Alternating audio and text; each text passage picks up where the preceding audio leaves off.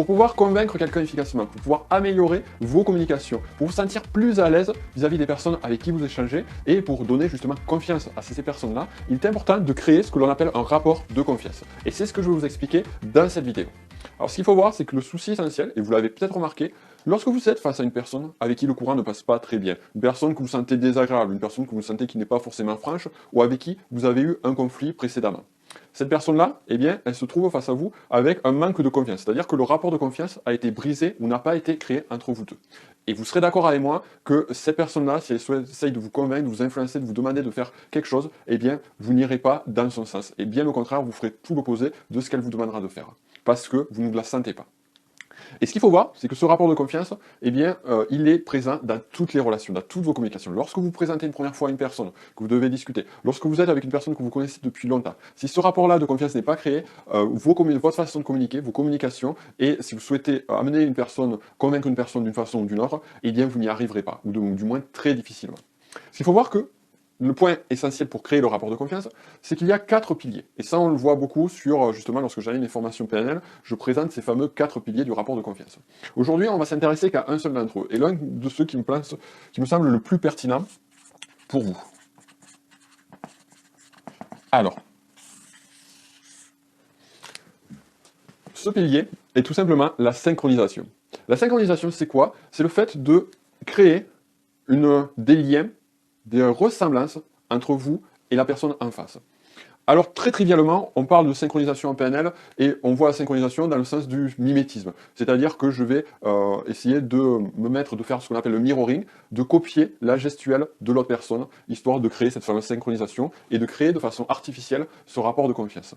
Alors moi, j'apporte votre attention sur ce point-là en particulier, et justement ce qu'on va voir tout de suite après, c'est que ce n'est pas forcément la meilleure façon de faire, et surtout si vous essayez de singer complètement une personne, eh bien elle va avoir forcément des indicateurs qui vont se dire « Attends, qu'est-ce qu'il est en train de faire? Il est en train de me copier, il se fout de ma gueule. » Donc faites bien attention à ça. Et nous, ce qu'on va voir, c'est une autre façon de créer la synchronisation. Pourquoi la synchronisation est un outil puissant et améliore le rapport de confiance? Eh bien parce qu'on va rentrer sur un phénomène, un principe de persuasion, qui est le principe de la sympathie. C'est-à-dire que l'idée, c'est que si plus une personne est proche de vous, plus vous vous ressemblez, vous et cette personne, plus elle va vous trouver sympathique.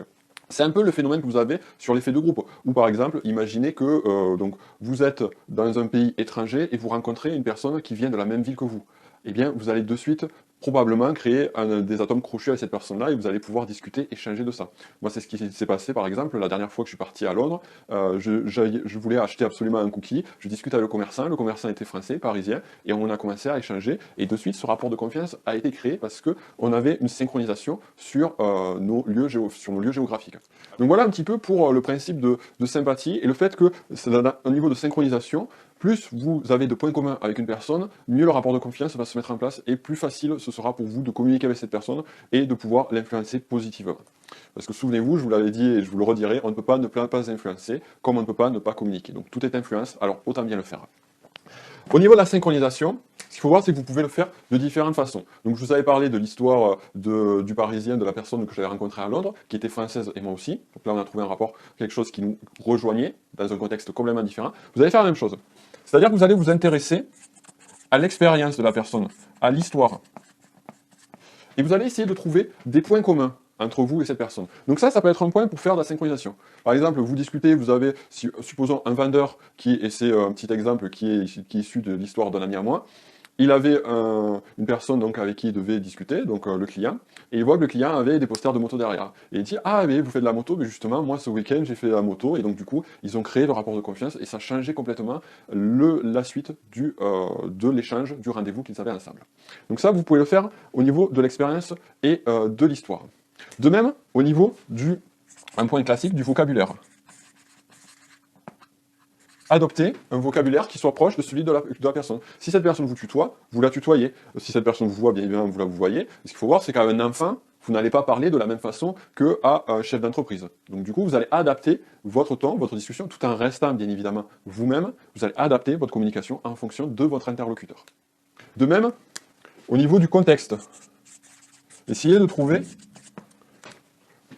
des points communs hein, par rapport au contexte. Alors là aussi, ce qu'on peut faire, il y a des outils, c'est avoir un ennemi commun. Ça se fait beaucoup, par exemple, des hommes politiques cherchent à trouver un ennemi commun pour arriver à rassembler, à souder un petit peu plus leur équipe.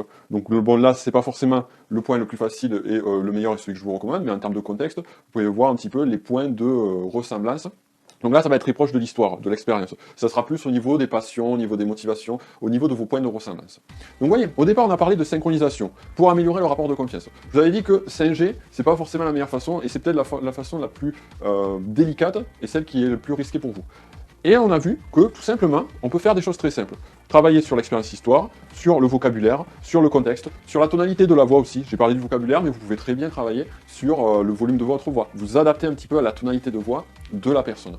Et là, vous allez créer petit à petit un rapport de confiance. Si vous créez du lien, l'idée c'est ça. L'idée clé ici, c'est de créer du lien entre vous et la personne avec qui vous discutez. Même si, de prime abord, ça semble difficile. Essayez de créer du lien, vous allez créer un rapport, donc vous allez créer de la sympathie. Et vous allez jouer sur ce levier d'influence qui est la sympathie, pour après arriver un petit peu vers vos objectifs.